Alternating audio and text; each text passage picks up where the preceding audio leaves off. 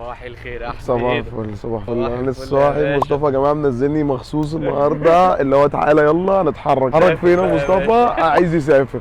طب قال لي انت ناس كتير قوي طلبت منك تروح محافظات وبتاع، فاحنا رحنا محافظتين وركزنا في اسكندريه قوي والقاهره قوي. ما تيجوا النهارده نروح نشوف دمياط الجديده نفسها فيها ايه، لان هي فيها شغل عالي قوي، وهنروح نشوف كده الدنيا عامله ايه. وبقول لك ايه، ادخل شوف مصطفى.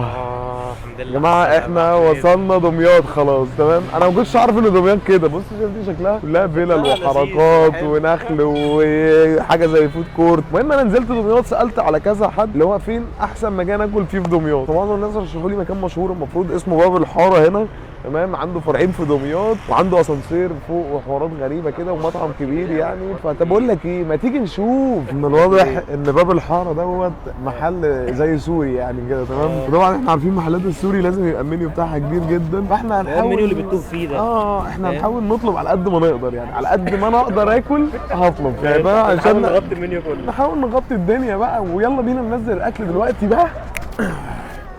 بص بقى نبدا كده الريفيو ونشوف كده. اول حاجه نزلناها هي زي كسديه كده بس بالعيش اللبناني ومحشيه شاورما، وزي ما بين الماريه وما بين الكسديه، وجواها شاورما وموتزاريلا. فيها كبه وسمبوسك وورق عنب طحينه مش حمص وفتة شاورما وسندوتش شاورما. تعال نبدا كده ونشوف. انا بفكر ابدا بصراحه بايه، بساندوتش الشاورما. افتح كده الساندوتش. شكله جامد بس هو ده الساندوتش. وساندوتش الشاورما عندهم يا باشا الميديم ب 24 واللارج ب 35، فده اسعار حلوه دي. هناخد يلا. تاخد قطمه كمان. ده كول سلو. الشاورما تتبيله حلوه وما فيهاش جزعه الليمون بتاعت السوري ديت قوي، والعيش جامد قوي ومش كتير يعني، لفه العيش قليله كده حلو قوي. انا ممكن ادي ساندوتش الشاورما ده 8.5 من 10. يلا نخش على اللي بعده. طبعا الكاسديه بقى بعيش اللي هو اللبناني العادي وجواها الشاورما. واللي عاجبني ان هم قطع الشاورما قطع كبيره يعني زي بص زي بتاعت فته كده. هناخد قطمه من دي ونشوف. انا بالنسبه لي الكاسديه دي كانت تبقى حلوه قوي لو من غير الفلفل والزيتون. حته الفلفل مع الزيتون مع الموتزاريلا مع ده، لو كان حاطط صوص معين مع الشاورما مع الموتزاريلا كان هيبقى طعمه جامد قوي. انا بالنسبه لي الكاسديه ما كيفتنيش قوي، بس هي برزنتيشن وحجم حلوه بالظبط. هي جميل لذيذه بس كتيست بق انا ساندوتش شاورما عجبني اكتر يعني. ممكن ادي ايه الكاسديه دي 7 من 10. تعال نخش على الفتة. دي بقى فتة حاطط لك القطعه كلها كده تحتها توميه ومليانه فعلا شاورما، وبيجيب لك العيش المحمص بتاعها على جنب ومعاها بطاطس وتوميه ب 74 جنيه. فاحنا ممكن ناخد سنه عيش قطمه توميه سبايسي. دي هاكلها ازاي؟ انا لازم اكل. لا الشاورما عندهم جامده بصراحه. حته الشاورما دي طعمها لذيذ مع الرز. الرز مستوي حلو قوي، لان انا الرز بالبسمتي بالنسبه لي ببقى محتاج عايز الطعم فيه يبقى قوي شويه يعني، اللي هو يبقى مستوي حلو يعني. الرز بالبسمتي بيستحمل ميه مع الشاورما سيزوننج بتاعها، فبتخش تعمل كده كومباينيشن مع الرز مع شويه عيش محمص وتوميه هتنبسط بيها بصراحه. دي انا ممكن اديها 8.5 من 10 برده. تعالى بقى نخير كده شويه الشاورما دي ونخش على اللي بعده.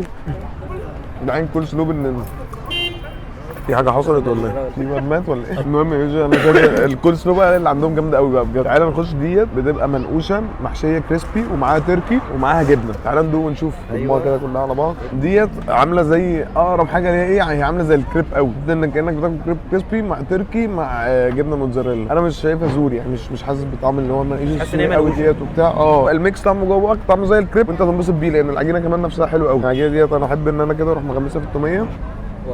بقول لك ايه، تعال نشوف بيعملوا بيتزا على فكره. يلا نجرب بيتزا. يلا نلبس بقى الجلافز بتاعتنا كده عشان نشوف البيتزا ديت. دي بيتزا عندهم، وبص دي ستافد كراست عليها تشيزي بايتس يا مصطفى. يا سيدي تشيزي بايتس.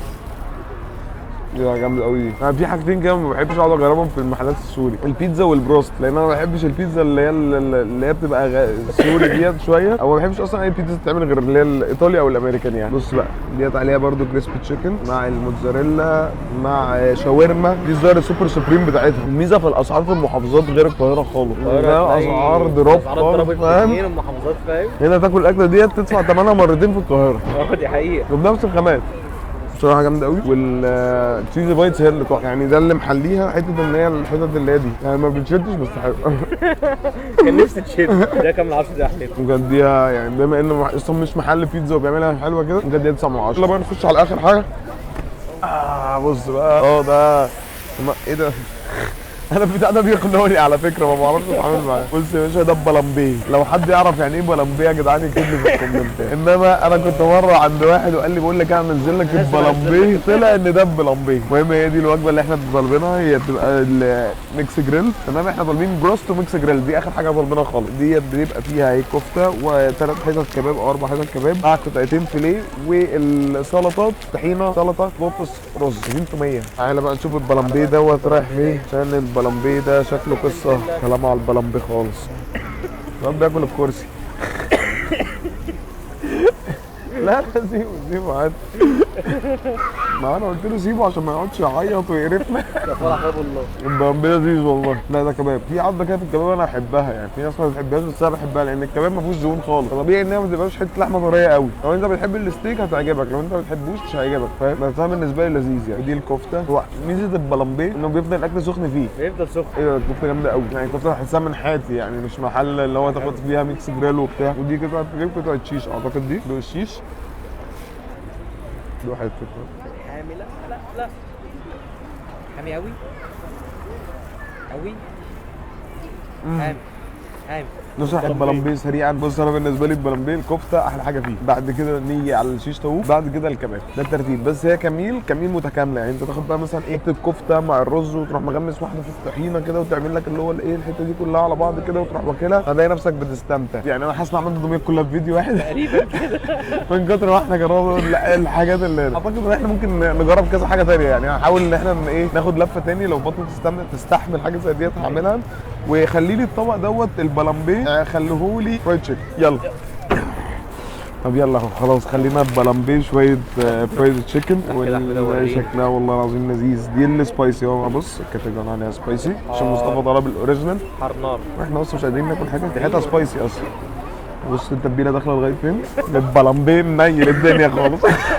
واحنا ندوق حته صغيره كده الاول ونشوف الدنيا، عشان انا كده ما اكلتش كتير الحمد لله، يعني انا دقت كتير قوي. السبايسي بتاعها سبايسي قوي، يمكن انا اخدت الحته اللي هي منغمسه فيها التتبيله، بس هي ميزه الفراخ انها طريه، بس لما تيجي للسبايسي هي سبايسي زياده، وطعم الشطه هو اللي طاغي اكتر في الموضوع. والله حلو مش وحش يعني، وطبقه الكريسبي احلى حاجه فيه. بس اعتقد ان انا مع اني بحب السبايسي هطلبه اوريجينال. يعني دي قطعه فرايد تشيكن بيجي معاها بطاطس كول سلو والتوميه وتوميه سبايسي، وبيبقى قطعتين، قطعه صدر ودي قطعه وسط. انا اللي عجبني ان الصدر نفسه طري وانا بحب الصدر الطري. تعالى نلخص التجربه سريعا كده واقول لك احنا نيجي دمياط ناكل فين ونطلب ايه، بس انا لسه ده اول مطعم اكل فيه فما اعرفش هناكل فين تاني.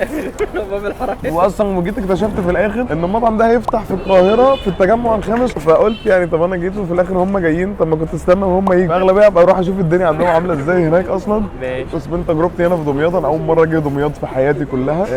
والمطعم بصراحه يعني استغربت ان الديكورات بتاعته حلوه، ودور اول ودور الثاني ما شاء الله، يعني زحمه من اول اليوم. يعني احنا من ساعه ما جينا هو زحمه، بس اوفر اول هو لذيذ. يعني انا اللي عجبني اكتر حاجات اللي هي الساندوتش شاورما وفتة شاورما والبيتزا والبلامبيه والفرايد تشيكن. عجبني قوي الطبقه اللي بره، بس التتبيله شطه فيها كتير شويه، عشان كده ممكن اطلبها اللي هي العاديه واغمس بقى مع الديبنجز اللي معاها. واوفر اول باب الحاره جامد، باكجنج حلو، تقديم حلو، السيرفيس حلوه، وتحسه شغال يعني. فاحنا ما جيناش غلط الحمد لله. يعني نبقى نروح نشوفه بقى في القاهره. وبقول لك ايه، اوفر اول حلو باب الحاره يا باشا، ودمياط جميله. واقفل بقى مصطفى.